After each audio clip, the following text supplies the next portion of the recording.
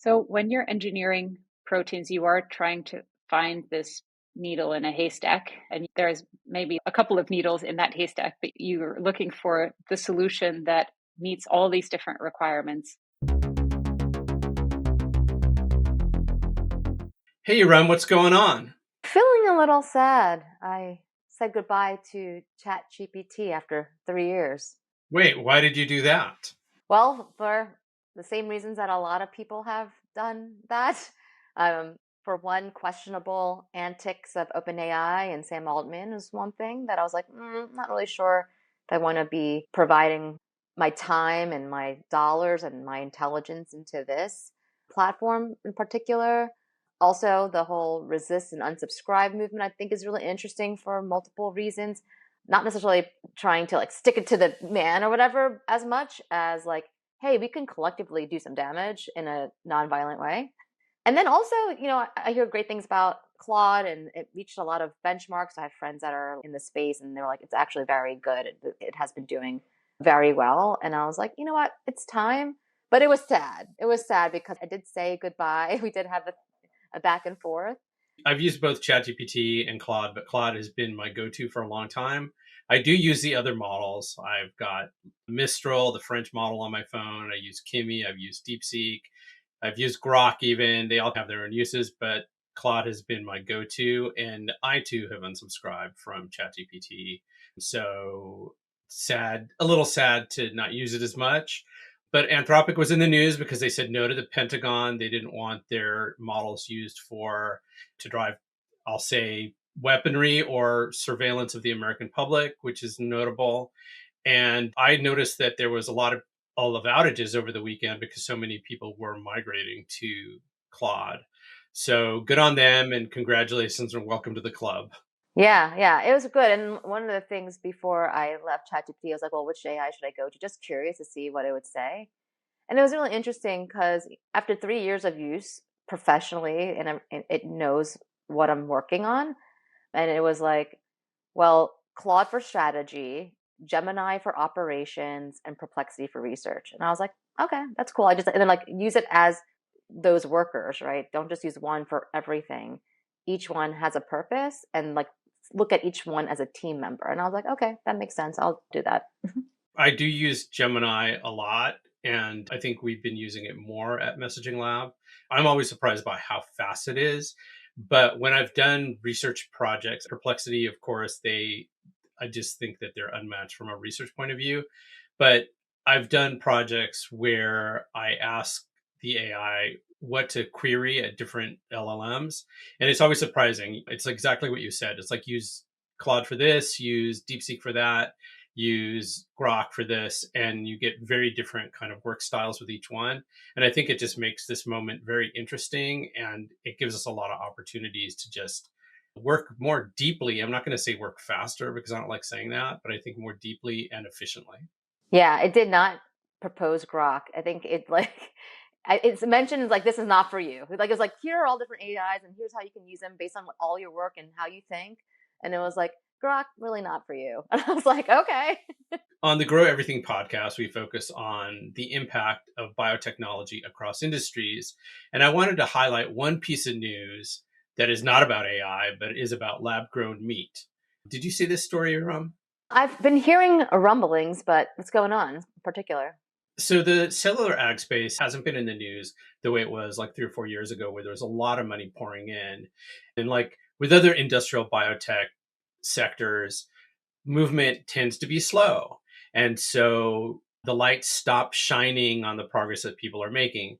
But there was news last week that said that researchers have found a way to convert yeast that is used in brewing into an edible scaffolding material, which is one of those things that really takes up a lot of the cost when it comes to cell grown meat. So this breakthrough kind of reflects the momentum in the field. Companies and research teams are continuing to move forward. They're optimizing bioreactor design. We've talked a lot about the bioreactors here on Grow Everything. They're optimizing growth media. And even regulatory pathways are changing to push cultivated meat from these pilot projects to really lead to these bigger industrial scale productions. So I'm very excited about this because there hasn't been a lot of lab grown meat news lately. Yeah, yeah. So I'm looking at this article, and it sounds like this is not necessarily like a commercial breakthrough, but more of a research breakthrough from the University College London, which is great. And I'd be curious to learn which companies, work with them or apply the research into ensuring that we can get more affordable, tasty, good quality lab grown meat. And of course, you can't say lab grown. So on the messaging side, cultivated meat sounds much better, more palatable. But, we've been waiting for this, and hopefully we start seeing it on the shelves or in the refrigerated aisle, I guess. Or maybe on the shelves if it's shelf stable. Who knows? And one of the things that the article says is the demand for protein continues to increase as populations around the world grow wealthier. They want to eat more meat. That requires more livestock agriculture, and doing cell grown meat, being able to produce proteins more efficiently makes a lot of sense. So, in the past, we've mentioned the Coalition for Advanced Biotechnology for Sustainability. And I'm super happy to say that we've worked on a new report with this coalition that focuses on 4 molecule classes that can unlock and accelerate the bioeconomy. By the time this episode comes out, the report will be available, so we'll put it in the show notes. We're very excited about that because it focuses on 4 molecule classes: terpenes, peptides, non-catalytic proteins, and hydroxy acids. Each of them has its place in accelerating the growth of the bioeconomy. But today we're going to talk about proteins. So AB4S is a coalition of industry-leading organizations, including L'Oreal, Evonik, Lallemand, also startups like Cradle Bio and Arsenal Bioyards, who has been on this podcast. And in their first report, they answered the question, how big is the economic and environmental impact of advanced biotechnology? The goal of that report was to reframe how industry thinks about deploying biotech and creating biotech. This new report answers the question of where do we start? That's really great to hear about the AB4S report. We'll share more once that is released. But today's episode is all about proteins. And we love talking about proteins because they are the workhorses of biology. They do basically everything in living systems, from fighting disease in our bodies to breaking down stains in your laundry detergent to producing food ingredients and medicine. So everything is based on proteins. Proteins have evolved or can be designed or engineered to do very specific tasks. So if you think of a certain medicine, there's a lot of protein-based medicines. Antibodies are produced in your body to fight disease, but they can also be produced in the lab and then injected to fight a disease for you. And companies that develop things like antibody therapeutics or enzyme for detergents typically runs dozens or hundreds of experiments to improve the efficacy, safety, manufacturability of proteins. And those runs or those experimental rounds can cost tens of thousands to hundreds of thousands of dollars each time. So protein engineering traditionally relies on a lot of trial and error, and its success rate is very low. But our guest today, Cradle, uses a generative AI model to essentially reverse engineer proteins, letting scientists specify what they want a protein to do, and then receive the possible sequences to test. How would you characterize what Cradle does? You can think of it just like as you work with an AI, you're prompting. So it's prompting, but for biology. And the insight is that there are these long sequences of amino acids making up proteins. And it's like an alien programming language, but AI can learn to speak it even though humans can't. So Cradle was founded in 2022. They raised over $100 million. Their clients include J&J, Novo Nordisk, Novonesis, and they have really good outcomes on the work. I mean, they are accelerating all of these studies that have been doing, so reducing the trial and error of traditional protein engineering. But let's just stop there. We'll let Elise De Reus of Cradle Bio tell us more about what they're working on. Elise De Reus, welcome to the Grow Everything podcast. We're so excited to have you. Thanks, Erum and Carl. I'm really excited to take part today.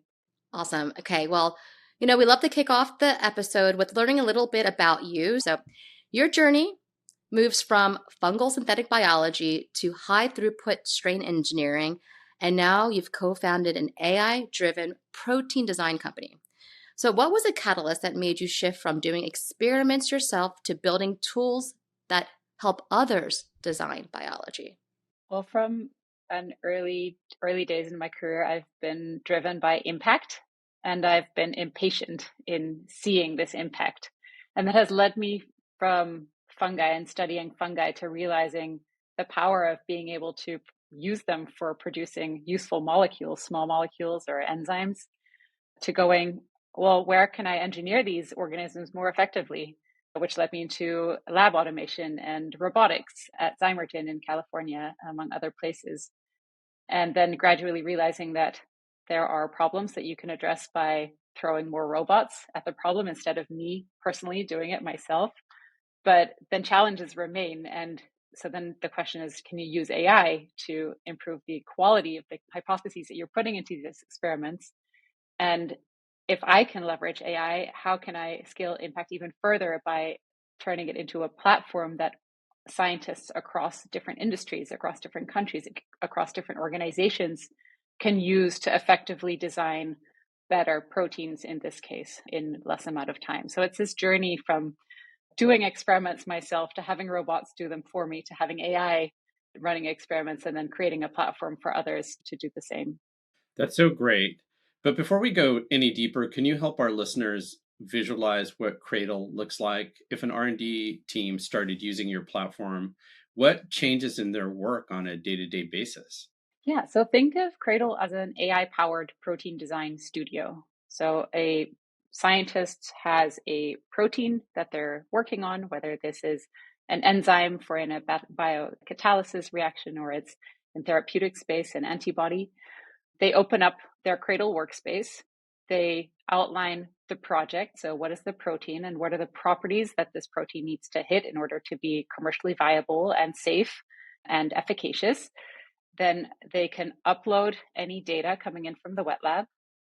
They can train generative AI models to understand the space around, like the evolutionary context around their particular project, and then use those models to generate variants of these proteins that are improved according to the properties that the scientist cares about. Then the output of this in silico design process is a CSV file of protein candidates that can be evaluated in the wet lab. And then once a scientist gets their results from the wet lab, these can be fed back into the Cradle platform to very easily and accessibly train models to update their understanding of the sequence to function relationship and generate that next round for testing in the wet lab.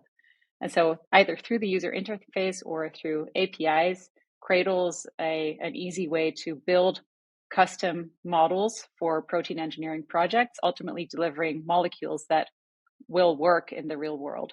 That's really helpful. I could imagine in the lab, even being a former scientist doing high throughput screening, I can certainly relate to all of those points where things can go wrong.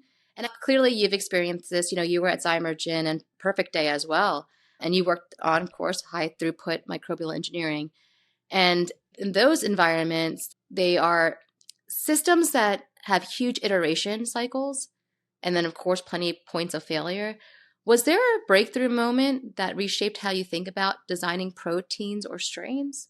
I think the exploration that led to founding Cradle started with investigating what type of data are we creating in the field of metabolic engineering.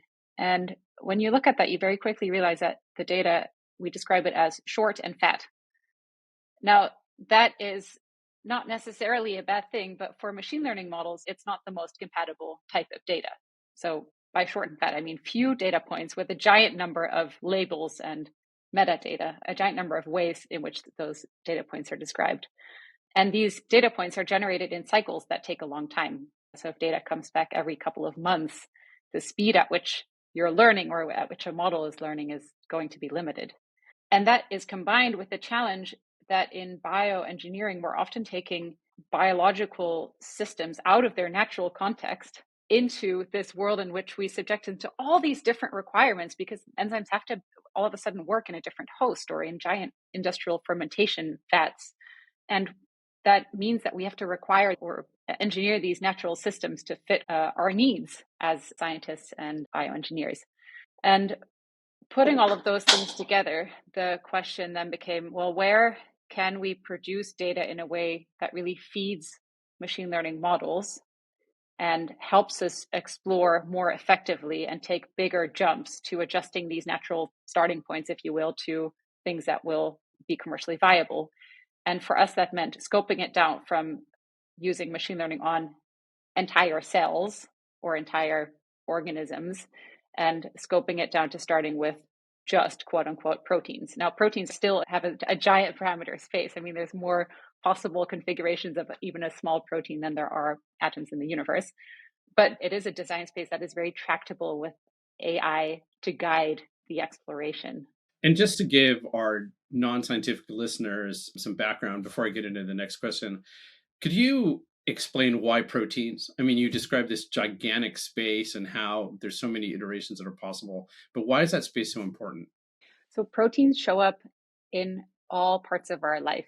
People know them as food ingredients, so you can think about alternative proteins, but they're also extremely efficient catalysts. So if you want to convert a sugar into a high value molecule, then there are enzymes that you can use to catalyze those reactions and do that in a very specific way so that you have natural conditions, like no harsh conditions, fewer off products. So enzymes are a big thing. They even show up in your laundry detergents to make sure that you can wash at lower temperatures.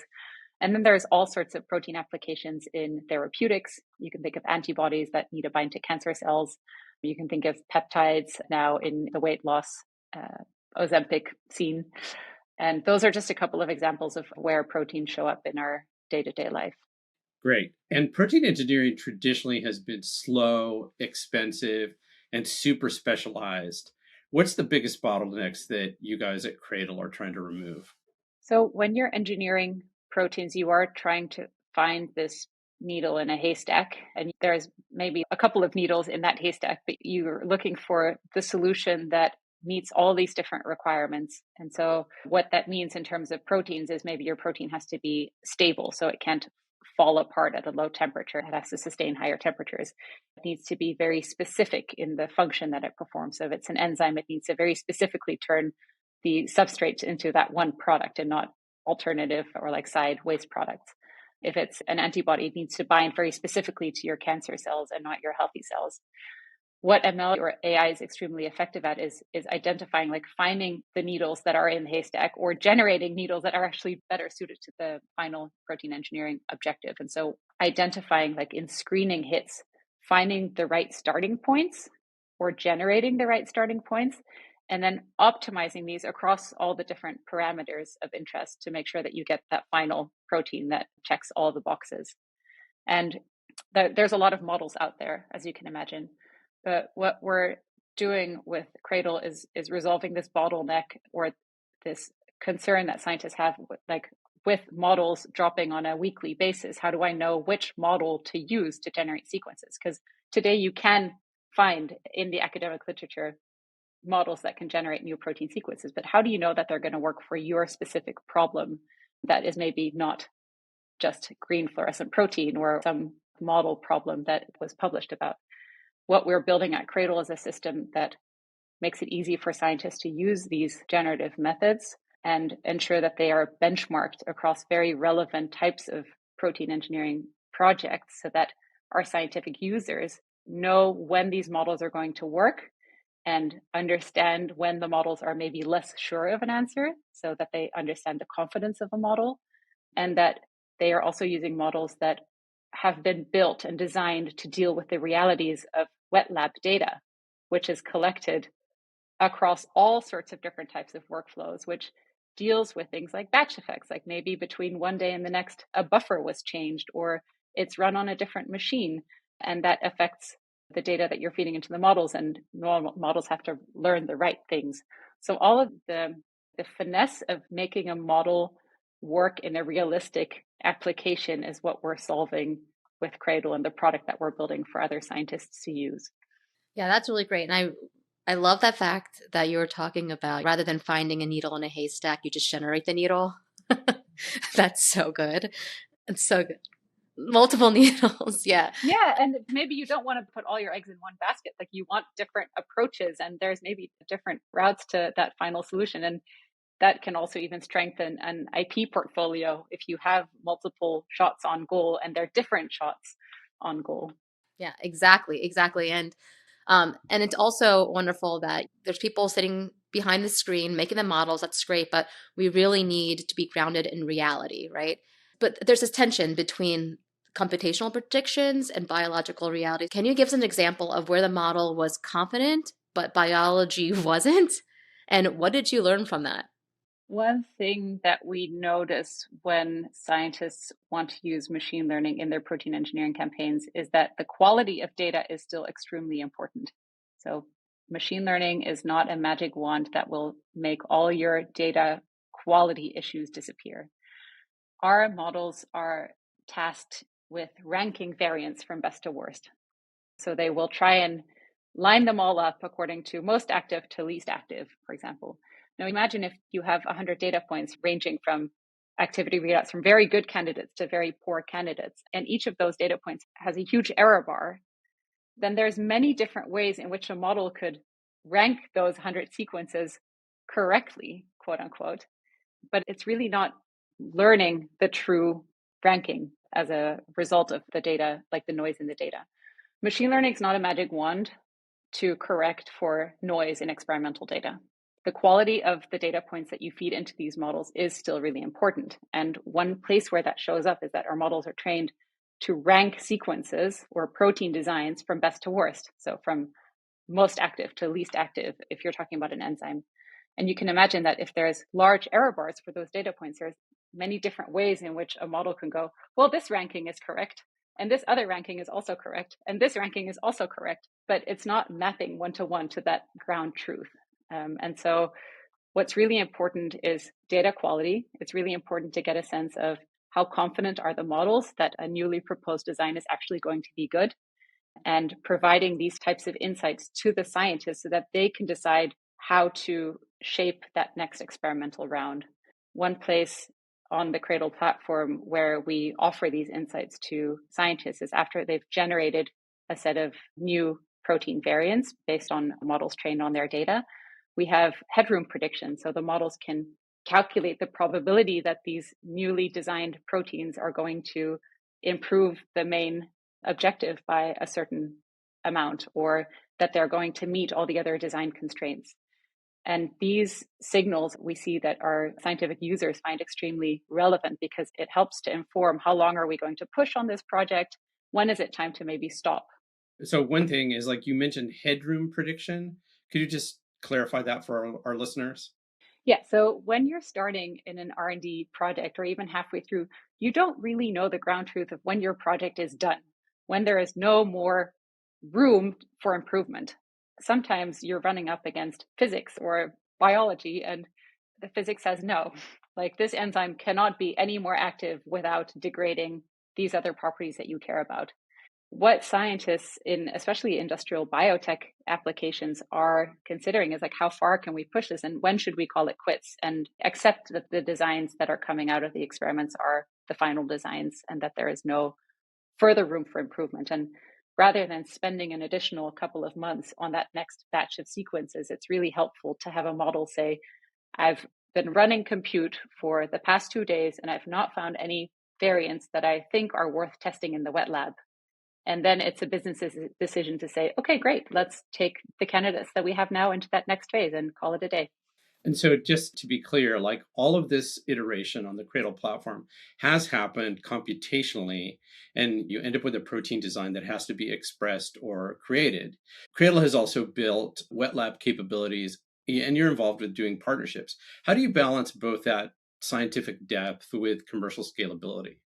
Scientific depth is incredibly important. Our scientific users are the absolute experts on the problems that they're working on. So we have huge respect for their understanding and all the nuance of a system, whether that's a complex enzymatic assay or a specific mode of action that they're looking to engineer a protein for.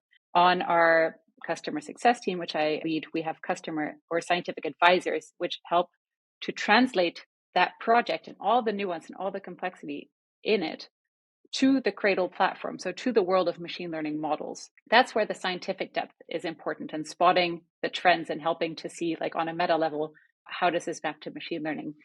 But the context is equally important. So yes, we're working on this specific project, but how do you evaluate success? And now, when in an era where many organizations are in their first year of evaluating generative AI in their large molecule development, there are many leaders thinking about how to evaluate success. Like, are we just looking for impact? Are we looking to reduce the number of projects that get stuck? Are we looking to speed up? Are we trying to show that different users in the different scientists in the organization can use these approaches effectively? Are you comparing it to a traditional campaign, like running those side by side? So that's where the commercial scalability is. Like, it helps to understand what does success look like before you go, now we're going to roll it out at scale, because you have to be intentional when you do that, and you have to know what you're looking for and what good looks like. Yeah, and let's continue talking about this commercial side, right? I mean, you're selling to customers, and like us at Messaging Lab, you work across biology and biotech, so the pharma side and the non-pharma side. So I'd love to know from your perspective, what differences do you see in how these industries approach innovation in biology, and where do you see the bigger opportunity?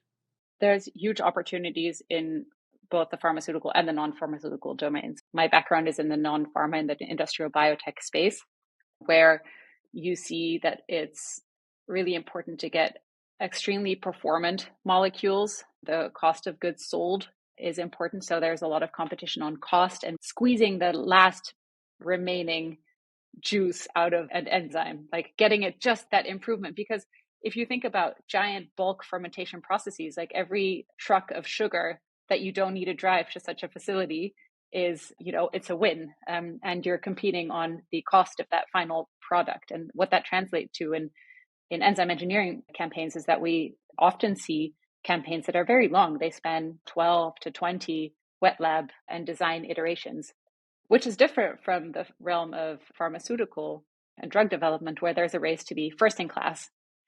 And antibody programs are on the clock always. You only have a couple of months, you only have a couple of iterations, because otherwise you've already lost the race to getting your pharmaceutical out to the market first.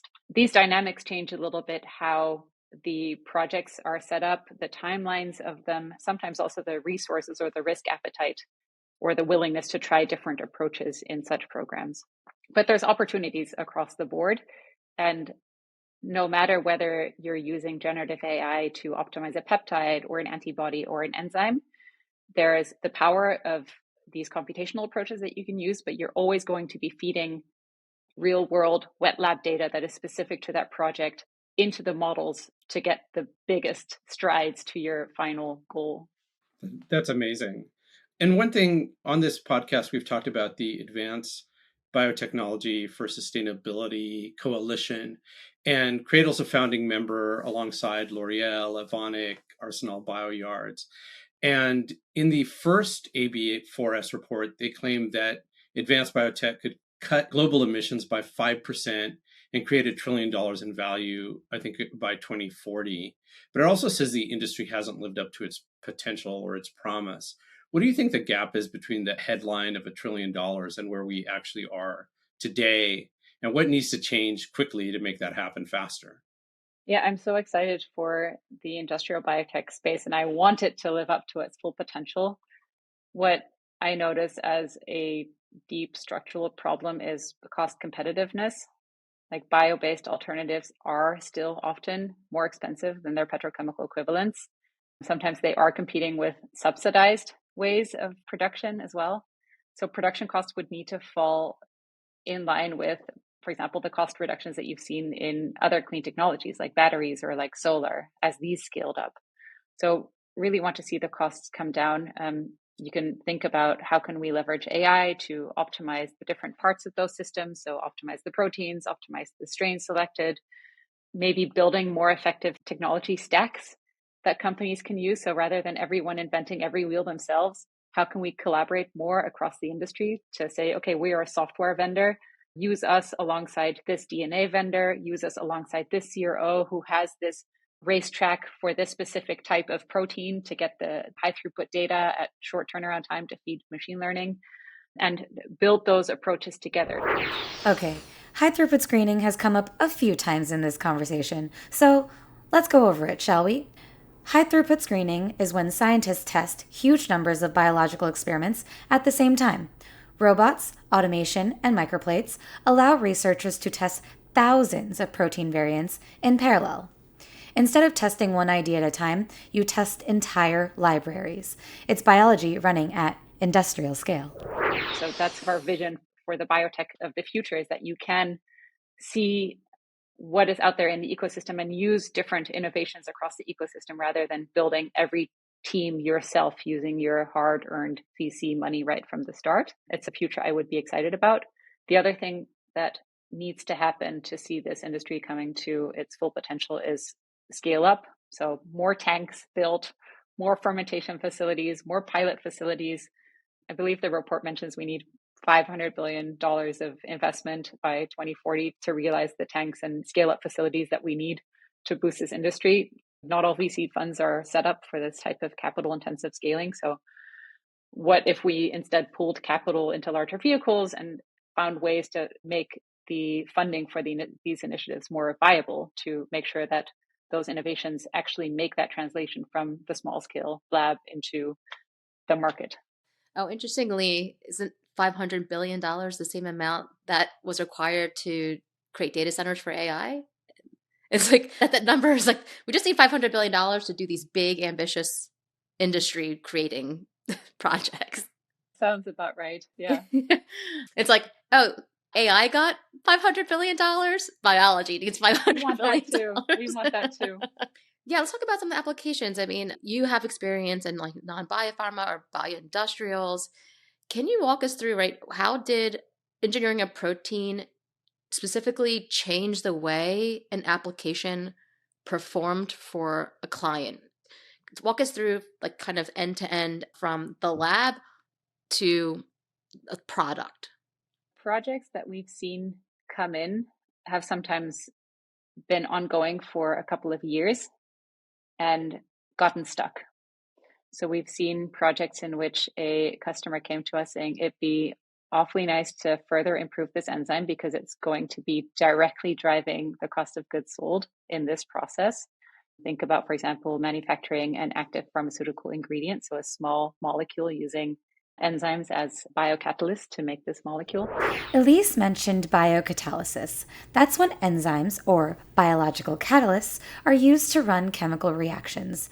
Instead of high heat, harsh solvents, and energy-intensive chemistry, enzymes can do the same job under mild conditions. They're incredibly precise and efficient, which is why they show up everywhere, from making medicines to powering laundry detergents. But having seen in historic engineering campaigns that the gains across each next round of wet lab validation were getting smaller to the point of going, is it even worth pursuing this? So thinking that all the low-hanging fruit had definitely been picked from the tree and potentially there were no apples left to pick, providing these data to machine learning models and allowing them to identify whether there were additional variants based on mutations that had previously been explored that could be combined into better designs, but also allowing the models to roam throughout that entire protein molecule and spot new areas to mutate to further improve enzymatic outcomes, so performance of the molecule. And we have seen several instances where machine learning models were able to introduce mutations in parts of the protein that scientists rationally had advised against or couldn't understand why that would even impact. And these are use cases where everyone sits back and goes, wow, it's really cool that the model somehow came up with this. Yeah, it's amazing because I think that rationally humans think that we would be able to also come up with those iterations, and we probably can. It's just we're just not as fast as the ML models are. Yeah, and maybe to reframe that, we're not as fast as evolution either. And so Like if evolution took however many iterations to come to this enzyme that works pretty well and is pretty stable, and you have a 96 well plate, like good luck if you're just using rational design. And that's where it's great to have models to efficiently explore that giant protein fitness landscape and suggest, hey, I'm finding a new peak in this valley, and check out this part of the design space. Elise just talked about the protein fitness landscape. Think of it like a giant map of possible protein designs. Every point on the map is a different amino acid sequence, and the height of the landscape represents how well that protein performs. Scientists are trying to find the highest peaks, aka the proteins that perform the best. But the landscape is massive, so finding those peaks can take a lot of searching. Quick question about that in terms of exploring this space. Is it looking at proteins from a 2D structural level or 3 dimensions? Because I know in the world of biopharma, we work with molecule design companies or small molecule design companies. And so they've been educating us on different types of data and how there's SMILES data, which is the 2D structures, like the different shapes. But so I'm curious to know what data you guys are looking at. As a platform, we use different types of models. There is a clear advantage in sequence models in terms of the amount of data that is already available in the public domain and how easy it is to create additional data and label data. So by that, I mean, there's a couple of orders of magnitude fewer crystal structures in the protein data bank than there are protein sequences in sequence databases. And it's also much, much cheaper to obtain a sequence, a DNA sequence or protein sequence, and a label, so an assay value in the wet lab, than it is to produce a new crystal structure for a protein variant and its performance in the wet lab. So both types of models have a place in the protein design workflow. But if you're iterating and making variations and pushing across these multiple parameters, sequence models do have the benefit of receiving more data points at a lower turnaround time or more frequently, because for us humans, it's less expensive and cumbersome to run a sequencing run than to try and crystallize a protein variant. Yeah, that makes sense. Looking ahead 10 years, what emerging technologies, whether in AI, automation, or synthetic biology, do you think are really going to most dramatically shape the way we engineer proteins?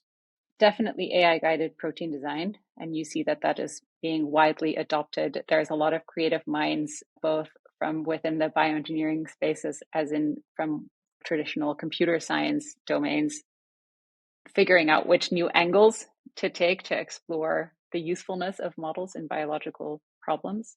I'm also excited for developments in data collection because these are learning systems. It's machine learning. It needs something to learn from. It needs something to learn about. So assays that focus on like bridging that translational gap from the very small wet lab to maybe those final, the application testing. So further miniaturizing assays repeatably so that you can run assays at that 96 well plate throughput that is amenable to machine learning, rather than just running your assays for one or two of your favorite proteins. But there's also innovation on very large, complex, like ultra high throughput screening technologies, like creative libraries and libraries that meet other libraries, and then coupling that to sequencing technologies. And one thing that I'm also monitoring is what's happening on the DNA assembly, in the DNA assembly space, because DNA is getting cheaper. You can order bespoke libraries already, but what kind of control do you have to say, I'm running a machine learning model, I'm generating a giant library of sequences. Those are carefully selected by the machine learning algorithm as highly valuable points of that enormous sequence space to observe. Now, can I turn that into a highly bespoke library to then screen for the function that I'm looking at? So what type of DNA assembly methods and synthesis methods are there to support this new feature, which is machine learning can propose very distinct points in the sequence landscape that it wants to see, rather than maybe generating randomness or libraries based on just recombination or random recombination.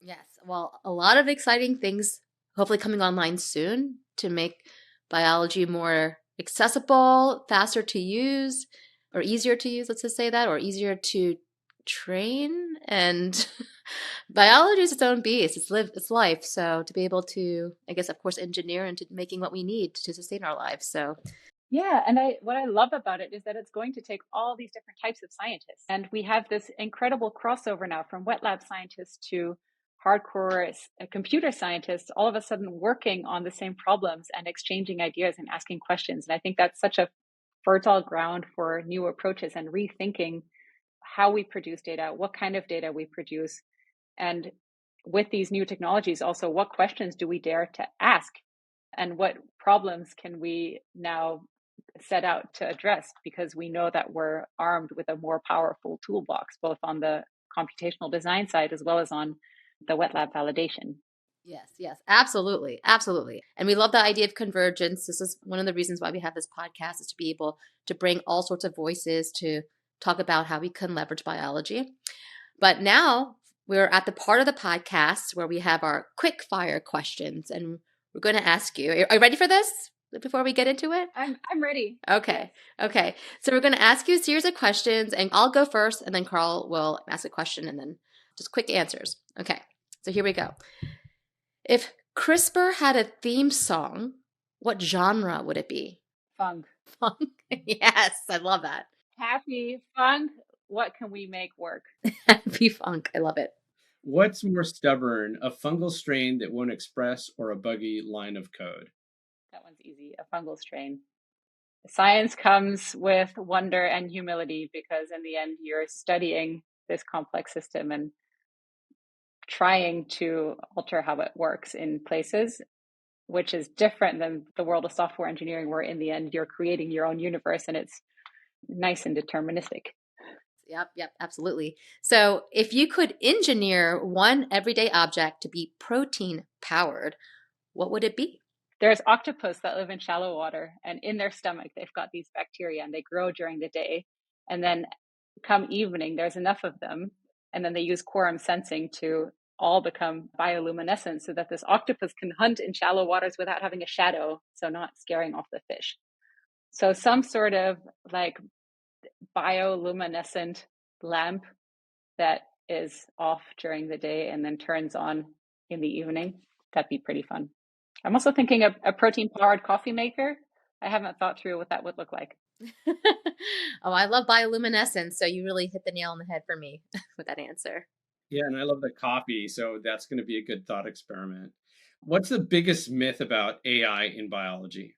The biggest myth about AI in biology is that it's too hard to use for scientists not trained in computer science, or that it requires more data than is realistic to ever produce in your own lab. We are now at a point where generative methods are so powerful that they can learn from smaller amounts of wet lab data that you can produce with relatively accessible modifications to a lab. If you think about an Opentrons liquid handler or a MinION nanopore sequencer, it's a lot more accessible to develop robust high-throughput wet lab workflows to feed machine learning. And these methods are becoming more usable, but you just need to know when to use them and what types of problems they're suited for solving. Awesome. Okay. Final question. Most underrated microbe in the lab? Oh, I'm going to do a shout out to Cultivarium, which I think is training a whole zoo of special microbes to work well in the lab for all these different types of purposes. Personally, I mean, Vibrio, nitrogens, so fast. And we're not using it enough, I think. So it shows that it's easy to get stuck in your ways as a scientific community, and it's sometimes beneficial to rethink and maybe sketch out what the future might look like and actually build towards it and implement it. Well said. Yeah, Cultivarium. I mean, Henry Neely, hope you're listening, because this is for you. And we had Neely on the podcast and she's amazing. Now we're trying to get Henry on. Henry's been kind of slow to book his slot. So this Okay, is book your slot, Henry. oh my gosh. So this has been an amazing episode. Thank you so much for bringing us into the world of protein engineering and design. There's so many tools that have converged to enable Cradle to be able to do this, and to shed some light on it and share your world with us. We really, really appreciate it. Yeah, it's been a pleasure. And thank you for sharing the wonders of biology with a broader audience. To all you computer scientists out there, you're welcome to join us here in the wonders world of biology. Thank you so much, Elise. Really appreciate it. All right. Thank you both. Hey, this episode is sponsored by Messaging Lab. At Messaging Lab, we translate complex science and economics into compelling business narratives. And we have done so for the most successful biotech-forward companies across pharma, agriculture, personal care and beauty, materials, and the list goes on. We're here to make sure your ideas not only get heard, but resonate with your audience. So if it's time to amplify your company's voice and elevate your business, visit us at messaginglab.com. Let's grow. Erum, what did you think of that interview? Oh, I loved it. From being a scientist, I had to put my scientist hat back on. It took me back to my lab work days. And even when back in the day when I was in the lab, there were so many points throughout experimentation that I was like, oh my gosh, I wish we had some type of automation where computers can help design the experiments better. And this conversation really took me back there.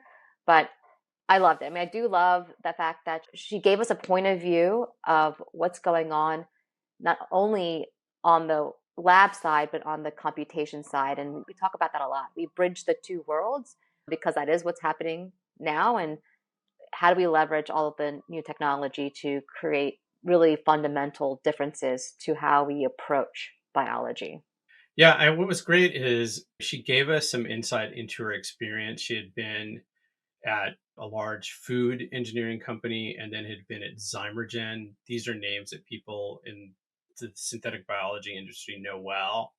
And that combination of her experience plus this need to be able to accelerate the design and engineering of proteins and how close she was to that problem, I think was really super enlightening.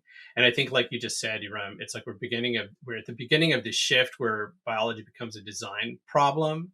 And that's very similar to the way software changed what's possible in communications and commerce. Engineered proteins are going to change what's possible in health, food, materials, and manufacturing. Yeah. And that's really fundamental to what we talk about here on the podcast. Cells can theoretically produce almost anything, right? So fabrics, food, fuel, medicines, and better protein design tools could make that vision a practical reality rather than a distant dream. So there's a lot to be done. I'm excited to continue to learn about what Elise and the team at Cradle are doing to support the development of the bioeconomy, which products are really better off because they had better protein design. And so getting those specific stories really helps ground at least Cradle and these companies that, we call it very upstream, right? It's like, okay, so you're really looking at a small protein. It's on such a small scale. And to go from that to medicines at the pharmacy and products on the shelf, it's exciting to see how we can optimize and have better products for us that can help not only us as humans, other animals, the planet. We're here for it. Yeah, and what this reminds me of is a few episodes ago, we had Joshua Lachter of Synonym, which is now known as Roebling. And Joshua had talked about the great reformulation, which is about the reformulating of all consumer products. And what proteins make possible is not just swapping one ingredient for another, but really designing ingredients that, for example, a protein that has an activity like cleaning your counter can also have like an antibacterial or preservative effect so that you could put less ingredients into a product and they can be more effective. And that's really what protein engineering, like the Cradle team is doing. It is what the Cradle team enables. So I'm really excited for that. Great episode. We love having scientists come on, sharing their world. We're excited for some upcoming episodes. And if you want to meet Cradle and other companies that are building the bioeconomy, you have to come to SynBio Beta this year. It always happens in May. And for anyone that wants to come, we do have a discount code. Use code GROWEVERYTHING to get a discounted attendance ticket. We would love to see you there. Thanks for listening. Please follow us on YouTube or any other channel that we stream on. Like and subscribe, and read our Substack. We publish notes on the episode and previous episodes on Substack. We love hearing from our listeners. We have an 800 number. You could leave us messages. We take those messages very seriously. That's the pod.